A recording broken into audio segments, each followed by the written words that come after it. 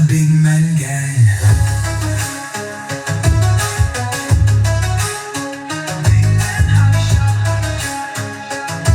Game strong, service stronger.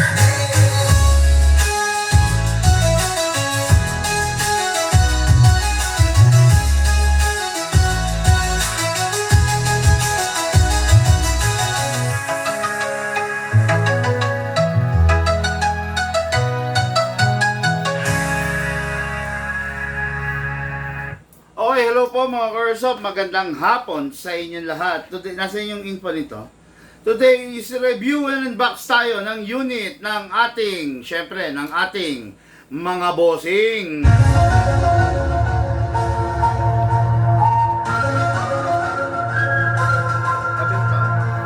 Okay mga Karsop, ito, look oh, tabi mo. Ito yung mga unit na ni-request ng mga bossing natin kahit araw ng linggo. So, dire-diretso tayo. Meron tayong mga for shipping. Okay?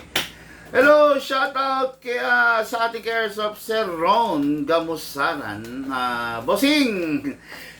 Kung dadagdagan mo pa yung rifle na kinuha mo, let me know ahead. Okay? Para ano, kumbaga, maibigay ko pa sa'yo yung presyo sa old stock kasi magre-restock na kami, no? So, magre-restock na kami, medyo malaki ang dagdag sa presyo, no? Mga Karsop, no, medyo may kalakihan yung idadagdag sa presyo, no, ng mga airsoft. Nalulungkot ako, kaya lang, siyempre wala naman kami magagawa, 'di ba? Kasi kumbaga hindi naman kami yung gumagawa ng mga airsoft no. So lahat kasi nagtaas talaga. Pati yung manpower cost, 'di ba? Yung manpower, yung labor, tapos yung shipping cost, no? Yung mga makinarya na para madala sa ating bansa, yung mga unit na galing Taiwan, galing China, galing Hong Kong, galing etc. Saan mang part ng mundo, talagang nagtaas po, no? So nagtaas yung gumagawa, nagtaas yung shipping cost, syempre yung packing, yung pagkakapak niyan, 'di ba? Yung importation, lahat. Grabe, lahat nagtaas dahil sa nangyaring gera, no, dyan sa gitnang silangan. Talagang lahat nagtaas, apektado lahat, ultimo bala, ultimo green gas. Pero dito sa Bigman, hanggat maaaring wag kami magtaas ng bala ng green gas, ginagawa po namin para po maligaya kayo, no? Unang-una, green gas nagtaas, bala, pati yung mga unit. Kasama ng pagtaas ng krudo, talagang tataas talaga lahat, no? Pero hanggat maaari, kung pwede nga lang sana, wag tayo magtaas. Kasi syempre, hirap na hirap rin yung ating mga airsoft. Meron mga ka-airsoft tayo na talagang interesado mag-airsoft. Kaya lang dahil sa pagkakataon na hindi naman laging maluwag ang bulsa, no? Nahihirapan, no? Okay, so sana bumalik sa normal ang lahat para lahat tayo happy, especially ang ating Karsop.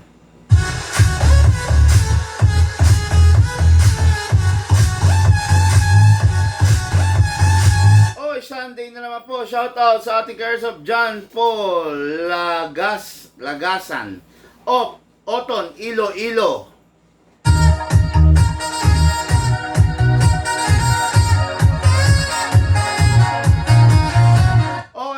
Shoutout Francis Dayaw of Camarines Sur.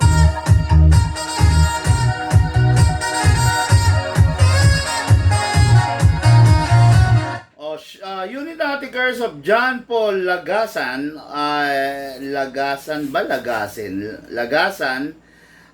Oton, Iloilo. Ang unit niya mga Karsop, isa siyang seaman, no? Isang seaman na hindi dumaong yung barko parang napilitan yata na napauwiin siya mula sa barko, no?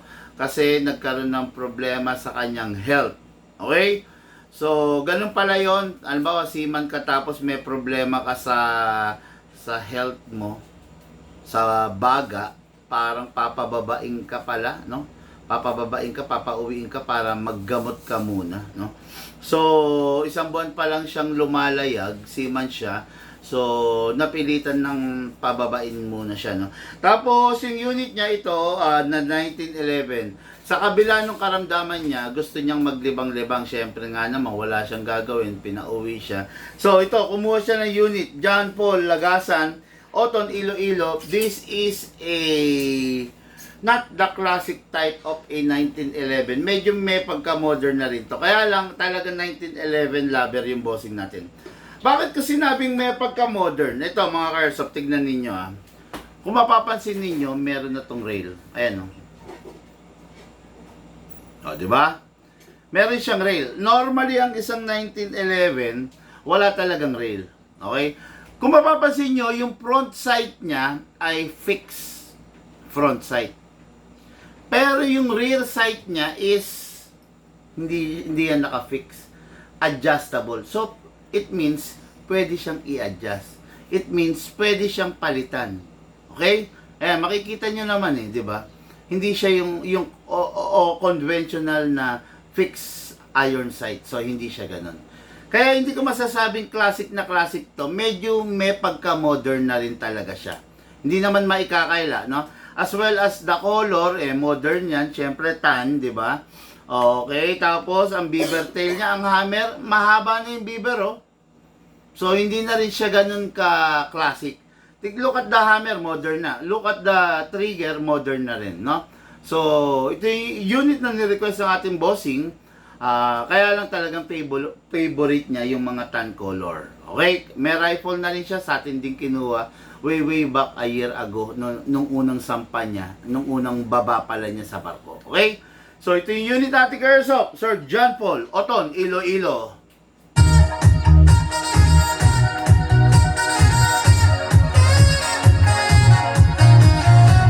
Sir John Paul, yung unit mo is Taiwan, upgraded naman na. Kaya lang syempre, siguraduhin natin na kahit Taiwan yung unit natin na isi-silicone oil natin. Okay? Number 1, kunin ang magazine, press the valve. Dito rin spray. Okay. Kunin natin yung unit kasa i-lock manually, spray sa slide stopper, spray sa nozzle. Yun. Okay na. Then release, then rest. Okay. Ngayon, kuha tayo ng green gas. Ang green gas na ginagamit sa mga ganitong unit is, loko. Lagay mo na ito sa lalagyan ng Fujima. Green gas na ginagamit sa mga ganitong unit, 12 kg only. Hindi pwedeng gumamit ng 14. Upside down, then press down. 1, 2. Okay, 2 seconds lang. It is because, yung 2 seconds na ilalagay mo rito is enough na. Actually, sobra-sobra na para makapag-fire yung unit. Okay? Hatakin natin to. Slowly, put your right thumb here para kung mabibitawan mo dito tatama. Slowly, ayun. Kita nyo? Nabitawan ko. Buti na lang nandito to, kundi basag to. Okay? Hatak. Slowly, then clip it to the left para mag-lock. Dito ilalagay yung bala. Okay? Pump lang po tayo. Oh, sorry. Yan na. Okay, then pasok natin sa unit. Kasa. Ready to fire. Okay, mga Karsop, this is a modern type of a 1911 tan version. Firing!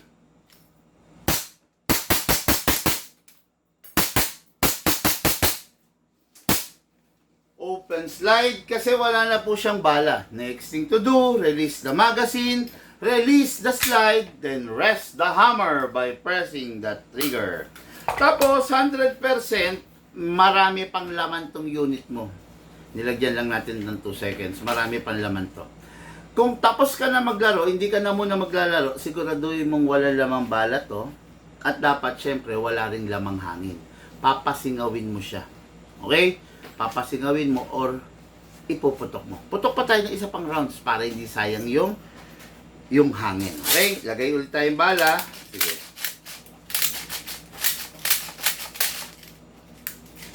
Okay. Pasok ulit. Kasa. Ready to fire. Firing!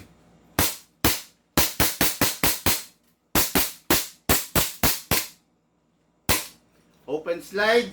Kasi wala na siyang bala. Next thing to do, release the magazine, release the slide, then rest the hammer by pressing the trigger. Okay? So, itong unit, makikita nyo, wala ng bala, pasingawin ninyo pag itatabi na. Okay? Unit to ng ating airsoft, no? Sir John Paul Lagasan of Oton, Iloilo, ang ating kaibigang ka-airsoft na seaman.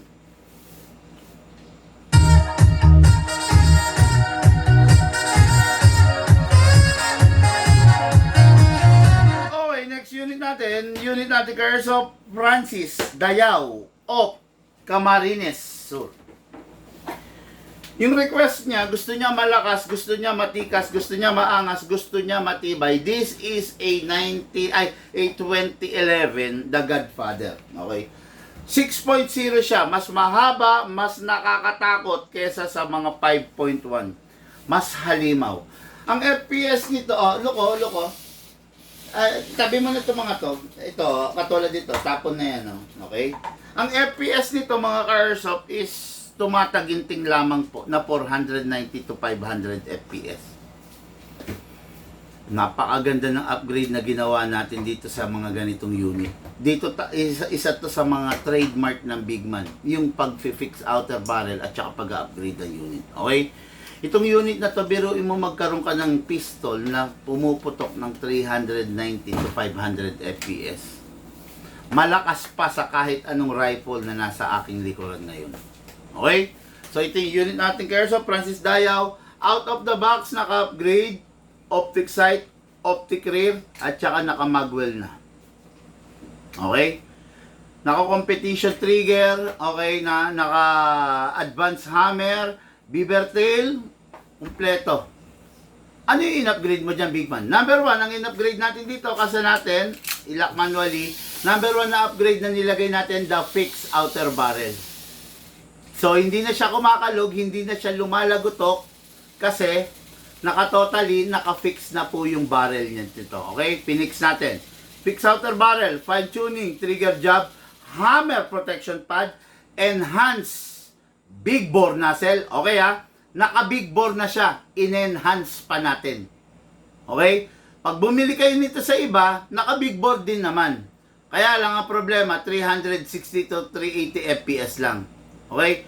Pero sa atin, naka-enhance naka-big bore na in-enhance pa natin. Kaya pumapatak siya ng 490 to 520 FPS. Plus, naka-repair type, premium type na half-up rubber. Hindi na po pipitsugin, hindi na ordinary yung half-up rubber dito. Magandang klase na po. Okay? Kunin natin ang magazine, syempre. Solid, high kapay magazine. Lagyan natin ng bala. Hataan natin ito pababa. Put your right thumb here. Pump lang po tayo ng bala. Okay? Yung paglalagay ng hangin at saka bala, kahit ano yung mauna ron pwede. Wala namang sinusunod na pagkakasunod doon. Kahit ano po yung mauna pwede. Ganito po yung proper na paglalagay ng bala. Left, right, left, right, left, right. Kailangan po walang bungi. Okay? Ngayon, kunin natin ang hangin. Siyempre, gagamit tayo 12 kg. Upside down, then press down. 1, 2. 2 seconds lang mga airsoft. Huwag na natin gano'ng patagalin kasi para hindi po tayo magsayang ng gas. Okay? Ngayon, kunin natin yung unit. Kasa, ilak manually, spray tayo ng silicone oil. Spray tayo rito. Okay, yun lang naman yun. Then, pasok. Kasa, ready to fire.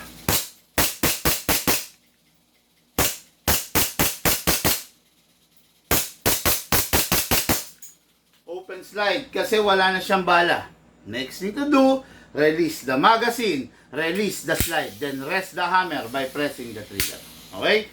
Tapos yung unit na to, ready for packing, ready for shipping, Francis Dayaw of Camarines Sur.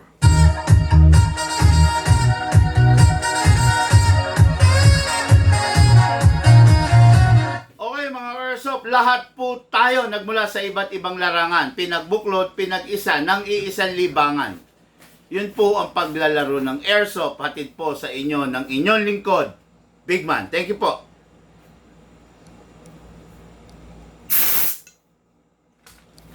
Sabi.